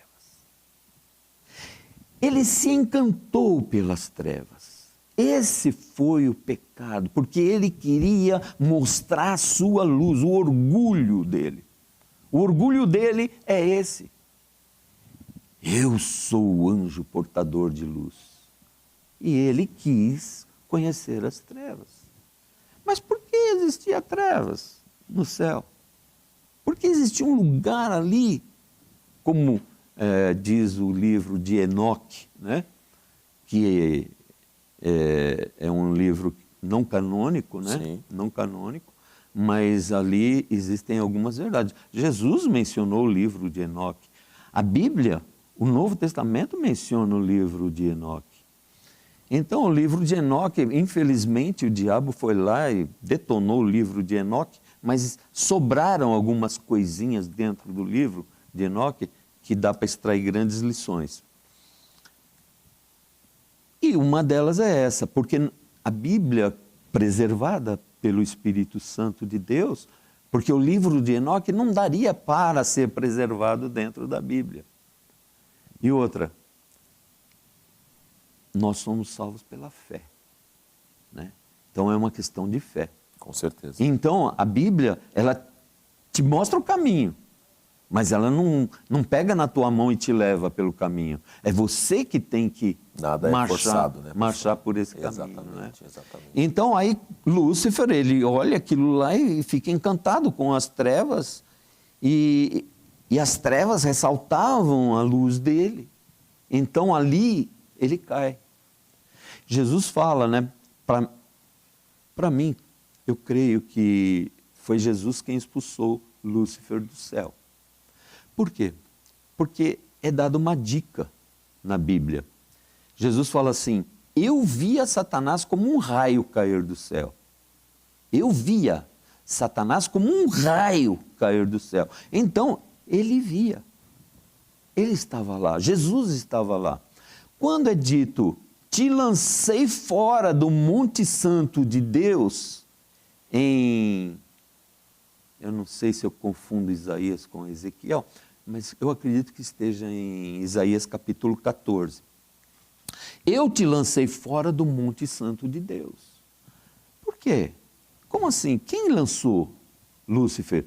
Porque Lúcifer era um querubim ungido. Sim. Então, quem lançou Lúcifer fora do Monte Santo de Deus? Veja que o texto não fala, eu te lancei fora do meu santo monte. Fala do monte de Deus. Então, foi alguém que não foi Deus que lançou ele fora do monte. E ali é dito, eu te lancei fora do monte. Quem tem essa autoridade? Para mandar um querubim para o abismo profundo. Só pode ser Jesus. Então, aqui no primeiro livro aqui do pastor Ademir, está falando sobre isso, sobre estar à beira do abismo, bem e mal, a presença do inimigo no nosso mundo, enfim, como entender essas coisas, né? A origem do homem, a queda do Lúcifer, a queda do homem, a barreira do pecado, quem é inocentado, né, pelo pecado, como isso acontece, o maior feito de todos os tempos, e também sobre o Cordeiro que veio. Eu meditei muito esse final de semana, né, sobre a expressão de João Batista quando vê a Jesus, né? O Cordeiro de Deus. Algumas coisas, meu querido e amado irmão, elas só são fruto de uma revelação divina. Quando Jesus pergunta sobre quem ele é, e os discípulos respondem e tal, e depois ele pergunta, mas para vocês quem eu sou? Aí eles respondem, e Pedro tem aquela resposta maravilhosa, não, tu és o Cordeiro, tu és o Filho de Deus. Aí Jesus diz, não, isso não foi te revelado por carne, Pedro, mas pelo Espírito. Quando João Batista, ele vê Jesus andando, ele diz ali, ó, eis o Cordeiro de Deus que tira o pecado do mundo. Isso também é uma revelação, e várias outras situações onde somente uma revelação pode te mostrar isso, né? Exatamente. A glória do Filho de Deus também é uma revelação. Você precisa ter. Tem um livro do senhor aqui também, chamado Verdade, Mentira e Consciência. Isso. Dá uma pincelada também sobre esse livro aqui, pastor. Esse livro aí, ele tem algumas partes que eu destaco. Inclusive, foi uma pergunta de um internauta. Foi. Foi uma pergunta que ele perguntou sobre o traducionismo. Exatamente. O traducionismo está nesse livro aí. Então, nesse livro... O que é, desculpa, o traducionismo? Traducionismo é a hereditariedade, a alma... Eu era um criacionista, assim, criacionista em termos de alma, tá? De origem de alma. Porque eu sou criacionista em termos de mundo, de universo. Até hoje, né? É claro. Que bom. Mas eu era um criacionista em termos de alma, de onde se originava a alma. E eu defendi essa ideia durante muito tempo, até que fui estudar. Me dediquei ao estudo, fui nas raízes, fui na ciência buscar a razão. E eu fui no traducionismo e encontrei ali verdades que eu não posso negar, que eu não posso contrariar. Por exemplo, Adão, ele tinha uma alma. A alma de Adão, ela teve uma origem. Qual foi a origem da alma de Adão? A origem da alma de Adão foi o fôlego de Deus, foi o sopro. Quando o sopro entrou naquilo que eu chamo de boneco, né, boneco de barro, né? Quando o sopro de Deus entrou no boneco de barro, surgiu a alma daquele boneco de barro. O Espírito deu a movimentação a ele, porque é o Espírito que faz isso, é o Espírito que dá a vida, né? Mas a alma dele passou a viver e ele começou a entender as coisas. Inclusive, Adão já nasceu adulto. Diferente de uma criança quando ela nasce, que ela nasce pequena, ela não conhece as coisas, ela vai ter que aprender durante toda uma vida, ela vai ter que estudar, ela vai ter que ser gente. O gato nasce gato, o cachorro nasce cachorro.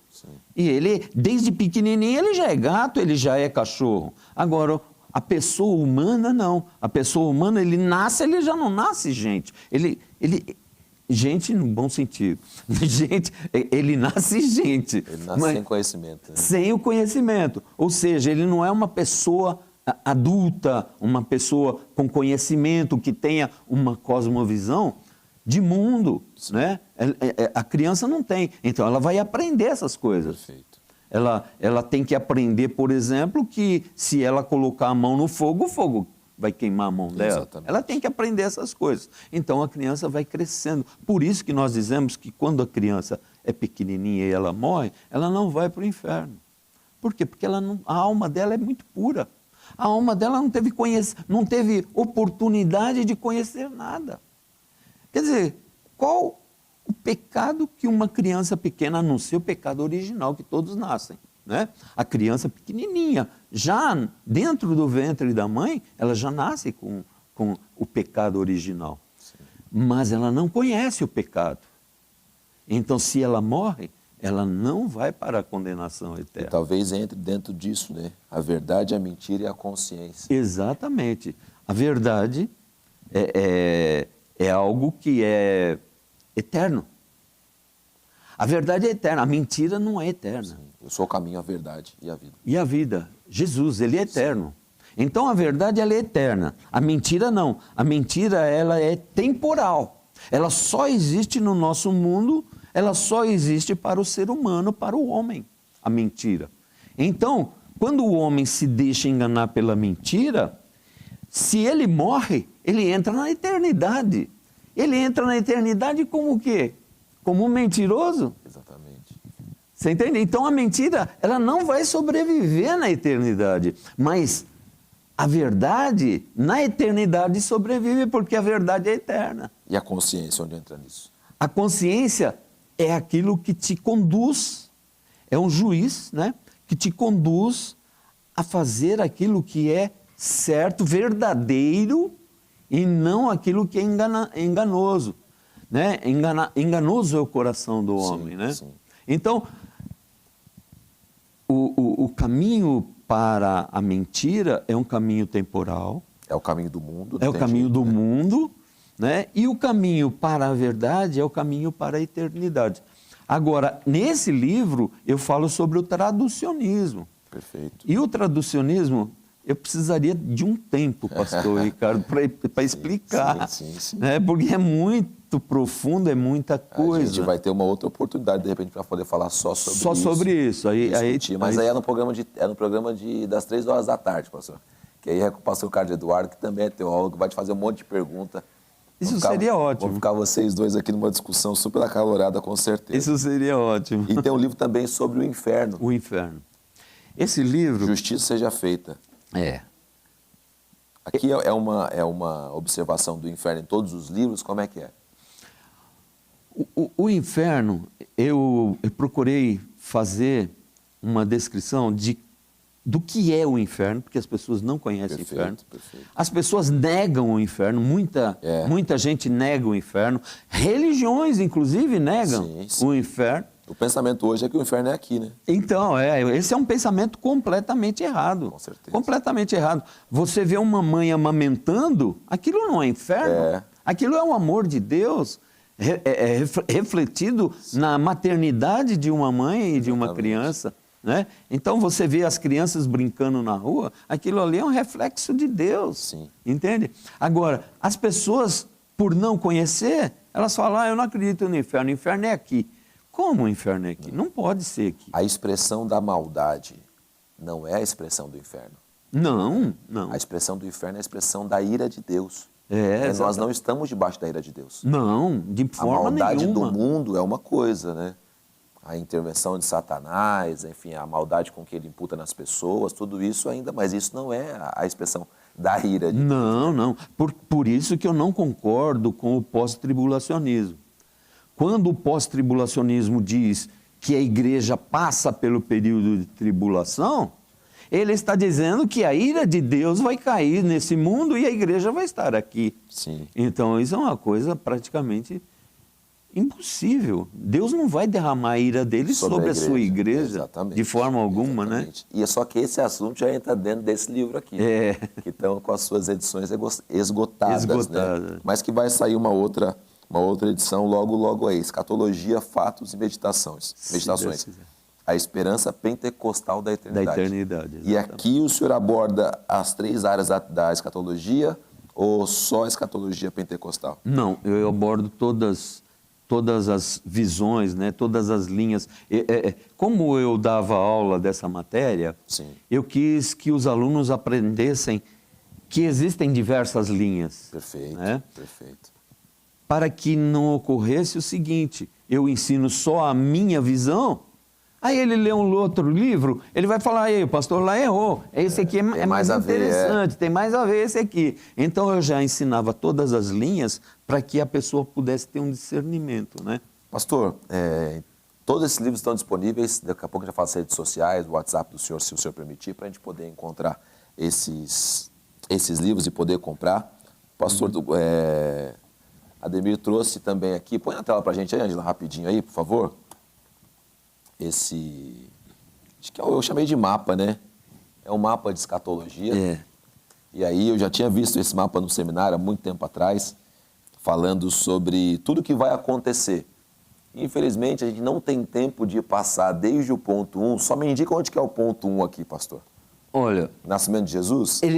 No nascimento de Jesus... Começa tudo aqui. Começa porque Jesus, ele dá a introdução de tudo o que ocorrerá escatologicamente, né? Então, nós já podemos analisar ali o nascimento, a morte de Jesus, a descida de Jesus. Então vamos passar, então, já, se der para ser rapidinho, vamos passar rápido, pelo mapa, então. É rápido. Vamos embora. Então, ali na tela, nós temos ali a cruz, né? O nascimento primeiro, depois temos a cruz. Na cruz, Jesus desce ao Hades. Perfeito. Né? Acertadamente, eu não sei, né, qual a visão do pastor, se eu errar, me perdoe, pastor. Fique em paz. Mas ele desce ao inferno mesmo, ao inferno. Mas ele desce ao Hades no lado, não do sofrimento, mas no lado dos justos, onde está Abraão, onde estava, né? Abraão, onde estava Moisés, onde estava Jó, onde estavam as pessoas justas. Ele desce ao Hades. E aí ele fica ali 3 dias, ele prega os espíritos em prisão, e ali também ele toma a chave do inferno e da morte das mãos de Satanás. Ele fica com essas chaves e ressuscita no 3º dia. Perfeito. A próxima setinha para cima ali. Ele sobe a setinha para cima, aí vem um período de 10 dias. Esse período de 10 dias é o período em que Jesus fala para Maria, não me toca, que eu ainda não fui ao Pai. Então não me toca. Interessante que logo depois, Jesus fala para Tomé, toca aqui. Então Tomé tocou e aí ele reconheceu, meu Senhor e meu Deus. Sim. Mas por que entre Maria e Tomé, ela não podia tocar e outro podia tocar? Não podia tocar, então existe um tempo em que Jesus sobe ao céu, ele vai para o céu, o céu dos céus, o Monte Santo de Deus, né? E logo, imediatamente, 10 dias depois, ele retorna. Ele ressuscita. Certo. Nessa ressurreição de Jesus, isso aqui é tremendo, pastor. Meu Deus, isso aqui é tão importante falar o que aconteceu. Por que Jesus não pôde ficar no inferno? Porque Jesus estava no inferno. Porque ele assumiu o pecado de toda a humanidade. Quem peca, quem tem pecados, vai para o inferno. Então Jesus, ele tinha que ir para esse lugar de sofrimento e dor, que é o lugar, é o inferno. Sim. Só que ele foi para o lado dos justos, porque ele obedeceu a Deus, então ele estava do lado dos justos. Agora, Deus olha para Jesus e ele fala, eu não posso deixar meu filho nesse lugar. Porque meu filho obedeceu, ele foi obediente até a morte e morte de cruz. Eu não posso deixar ele lá. Então você vai ver na Bíblia que nunca Jesus fala, eu me ressuscitei. Não, ele nunca fala isso. Quem ressuscitou Jesus foi o Pai. Sim. Por quê? Porque Jesus, ele não podia morrer, pastor. Ele não tinha como morrer, só assumindo os meus pecados, seu pecado, o pecado de toda a humanidade que ele podia morrer. Porque o salário do pecado é a morte. Perfeito. Né? Então ele desce e ali ele prega aos espíritos em prisão. Olha, eu cumpri tudo. E ressuscita. Quando ele ressuscita, para Maria ele fala, não me toca. Perfeito. Então significa que nesse intervalo entre Maria e Tomé, ele vai aos céus e volta, né? Perfeito. E aqui ele passa mais 40 dias, né? Que vai dar o Pentecostes. Com 10, 40 com 10, dá o Pentecostes, né? Perdão, é mais para frente os 10 dias aqui. Tá aqui 10 dias aqui na frente. Ele diz aos discípulos para eles aguardarem até que do alto seja revestido de poder, né? Exatamente. Nesses 10 dias aqui, aí volta na pessoa do Espírito Santo, a próxima setinha aí, Ângela? A próxima setinha lá. Descendo aqui, aí começa a era da igreja. Isso, começa a era da igreja. Então, depois de 10 dias, porque no Pentecostes a igreja tem o início. Perfeito. Né?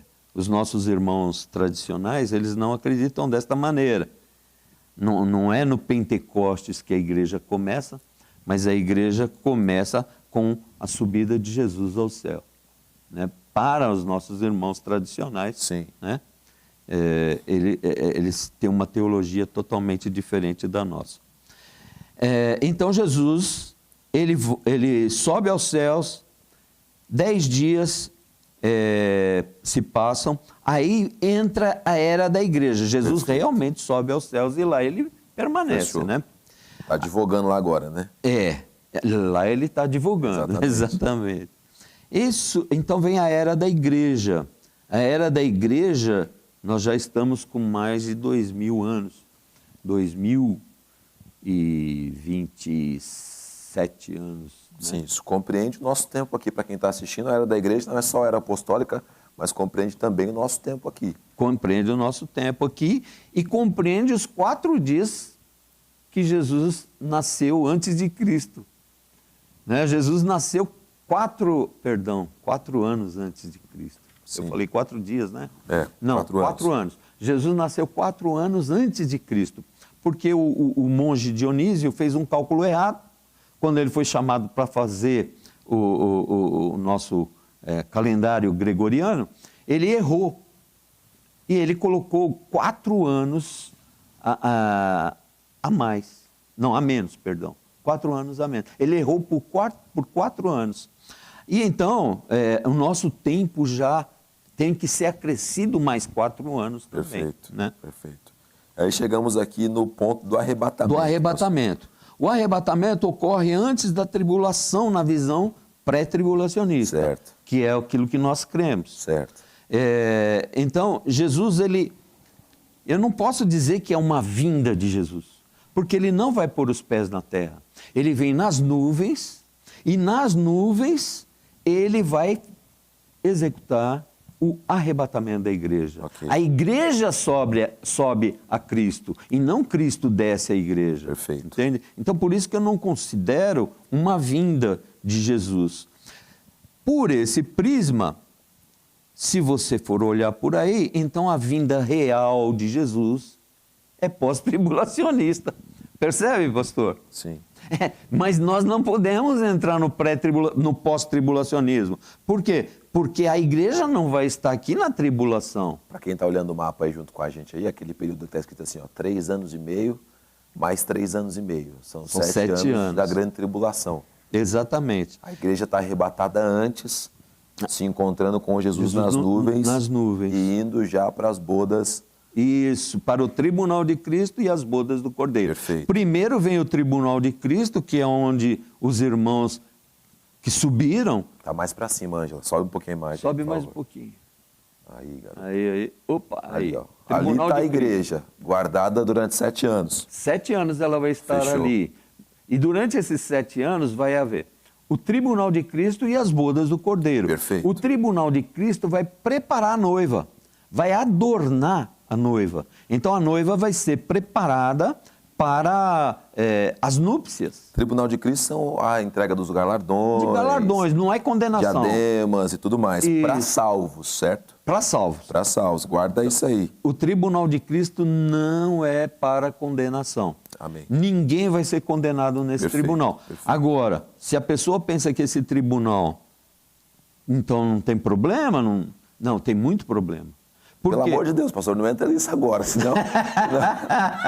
Pelo amor de Jesus, não vai... Pelo amor de Deus, a gente tá querendo chegar nesse céu aqui, pelo amor de Deus, não vai acabar com as nossas esperanças no programa de hoje. Não vou. Mas só pra gente seguir aqui. São 5 coroas. Porque a gente vai precisar voltar, porque não vai ter jeito. Porque assim, a gente tá aqui.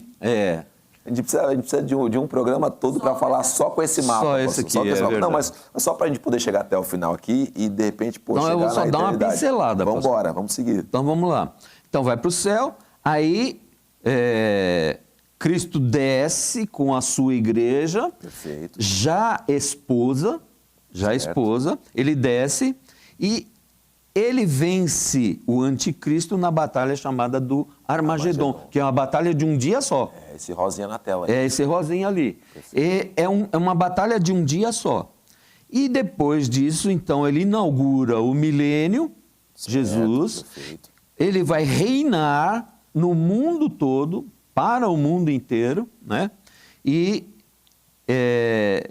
vem, então, desce no milênio a nova Jerusalém, a Jerusalém celeste. Perfeito. Porque tem 2 Jerusalém. A Jerusalém terrestre, que é lá em Israel, né? Okay. E a Jerusalém celeste, celestial, onde estão todos os salvos por Cristo. Perfeito. Né? A Jerusalém desce e aqui no milênio Jesus vai então reinar. Agora, é interessante que no final do milênio, Satanás é solto. Sim. Você vê aí nessa seta laranja, isso, né? Satanás é solto. Isso está em Apocalipse 20, do versículo 7. Aqui tem um probleminha, assim, eu sei que o nosso tempo está estourado, mas depois, quando o senhor voltar, ou os internautas pesquisarem, porque aqui a Bíblia diz, não sei se é esse texto Apocalipse que está marcado aqui, 27, que ele volta e consegue enganar ainda.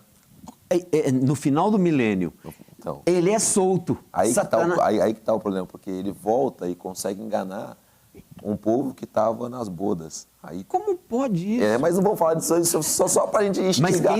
Só para a gente instigar o povo. Mas quem tem corpo glorificado não será nunca mais condenado. Amém. Então, amém. Nunca mais. Amém. Então Satanás é solto, vai enganar, mas vai enganar aquele povo que não tem corpo glorificado.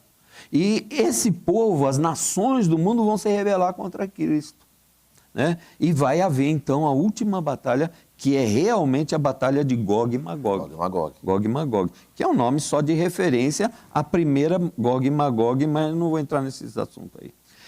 Então, no final do milênio, Satanás é solto, engana as nações, começa a batalha de Gog e Magog, Satanás é derrotado e finalmente é lançado no lago de fogo e enxofre. Ele não vai ser lançado no inferno, no Hades, não. Porque o próprio inferno e a morte serão lançados no lago de fogo e enxofre. Perfeito. Né? Perfeito. E aí, então, vem o grande trono branco, onde todos os ímpios, aqui já não é salvos, aqui são os ímpios, serão julgados. Eles serão julgados e lançados no lago de fogo e enxofre. Perfeito. Tá? E depois vem a eternidade, a nova terra, o novo céu e a eternidade, porque Jesus ele vai entregar o seu reino ao Pai. Então, o reino de Deus é uma coisa, o reino de Cristo é outra. O reino de Cristo é milenar. O reino de Deus é eterno. Jesus entrega o reino milenar dele ao Pai, que tem o reino eterno. Então, o evangelho que vai ser pregado durante a tribulação não é o evangelho da salvação. O evangelho será pregado a todas as nações e então virá o fim. O Senhor falou em Mateus 24. Mas não é bem isso. Porque que evangelho que está escrito lá? É o evangelho do reino, não é o evangelho da salvação. Entendi. Então, muitas pessoas entendem isso aqui de forma equivocada. E aí vem a eternidade. Ângela Valtier, já te digo, marca outro dia para esse homem voltar aqui e explicar tudo isso aí, mas dessa vez vai ser tintim por tintim, viu? Já nem tem datas específicas, vamos começar das 9 até as... Até às 11h30 só disso. É muito assunto, mas eu quero agradecer você que participou com a gente, eu quero agradecer você que mandou a sua participação. Pastor Ademir, muito obrigado mais uma vez, viu? Pastor Ricardo, um presentinho para Obrigado. o pastor. Como eu já sabia também, eu trouxe um livro meu aqui para te presentear. Obrigado, pastor. Obrigado, a sua leitura e o seu comentário vai ser muito importante para mim. E que Deus abençoe a sua vida. Trouxe a esposa, qual que é o nome da esposa? Cleide de Paula Sintra. Cleide, obrigado também pela presença, viu? Tá aqui com a gente desde o comecinho, que Deus abençoe vocês. Ângela, vou mandar um abraço para quem participou com a gente aí hoje. Vamos lá. Hoje à tarde nós temos... Conversa Teológica com o pastor Carlos Eduardo. Imagina esses dois juntos. Meu Jesus, eu tô até com medo, viu, Ângela? Vai virar um podcast vigília. Exatamente. Exatamente. Mas pastor Carlos Eduardo, que geralmente também está conectado sempre com a gente, já deve ter feito várias anotações ali para fazer um bate-papo bem importante, bem interessante, tá bom? Pastor Ricardo, posso fazer um agradecimento? Por favor, faça. Eu queria agradecer a minha irmã Ângela, perdão, quase que eu esqueci Ângela. Queria agradecer ao pastor Léo, a você, pastor Ricardo, ao senhor, né, pastor Ricardo, e agradecer também aos meus ex-alunos. Com certeza. Né? A Edna é uma pessoa maravilhosa, que ela e o esposo, Daniel, sim, né? Sim. Pastor Daniel, eu os conheço há muito tempo, foram meus alunos, e eu agradeço a ela por ter se lembrado de mim, né? Agradeço também ao pastor Walter de Lima Filho, né? Da comunidade onde eu congrego, né? Sim. E eu agradeço a ele por também ter me dado essa oportunidade, vamos dizer assim, porque ele aceitou com facilidade, sem argumentação. Com certeza. Maravilha. Mandar um abraço ao pastor Walter também. E em nome da igreja, quero agradecer também a sua participação aqui com a gente. Foi muito enriquecedor, tá certo? Pastor, se alguém quiser entrar em contato com o senhor, ou rede social, ou te convidar para uma palestra, para uma administração, ou para um curso completo, de repente, escatologia, como é que as pessoas te encontram? Pode me encontrar pelo WhatsApp, né? Certo. 11 982 71 3859, pelo WhatsApp. Pode me encontrar pelo e-mail, né? Pode me mandar uma mensagem pelo e-mail. Meu e-mail é P de pato, R de rato, PR de pastor, PR Ademir Goulart, @yahoo.com.br. Eu tenho Facebook, tem Instagram, tem Facebook. No Instagram está como @professor Ademir Goulart. Lá você pode chamar também no chat lá, conversar. Só reforçar novamente o WhatsApp, é 11 982 71 3859. 8271 3859, você vai poder entrar em contato e ver se consegue casar as agendas aí, dá tudo certo. O pastor Ademir está aí junto com vocês. Leva o material dele, leva os livros, pode ministrar sobre qualquer um desses assuntos aqui, com certeza, com muita tranquilidade para abençoar a sua vida. Vamos aos participantes de hoje, dona Ângela? Mandar um abraço para a Heloísa Sanches, lá de Marília, Janaína, lá de Peru, sempre com a gente também, seu Vicente Antunes, a Heloísa Vitória, lá do Pernambuco, Abreu Lima, que Deus abençoe, o Jonatas Rodrigues, a Edna Montagnoli, que foi uma das pontes para que o pastor Ademir estivesse aqui hoje, a Rosilene Souza, o Márcio Santana, que participou e mandando mensagem, o pastor Flávio Pedro, amigo nosso lá de Palmares, também no Pernambuco, família Falcone, lá de Pirassununga, Francisco Garrido, que Deus abençoe a sua vida, Rediane Nascimento, o nosso presbítero aqui, o Jorge Gastão, que Deus abençoe a sua vida, Jorge, o diácono Geraldo Ottoni e a Dirce Ottoni, um casal muito querido nosso aqui, o Marcelo Santana, o Vanderlei estava com a gente aqui no final de semana, e eu falei assim, o Vanderlei, xará do nosso pastor Vanderlei Medeiros e tal, mandar um abraço para você então, lá no Jardim Teresa, e a diaconisa também, Maria Ribeiro, que Deus abençoe a sua vida. Você que participou com a gente, esteve junto com a gente aí, mas também não comentou no chat, também recebe um abraço nosso aqui, que Deus abençoe a sua vida. Hoje encerramos por aqui, são 11h52, que Deus abençoe a sua vida, se Deus quiser e permitir, amanhã a gente está de volta. Forte abraço para vocês e até mais. Amém.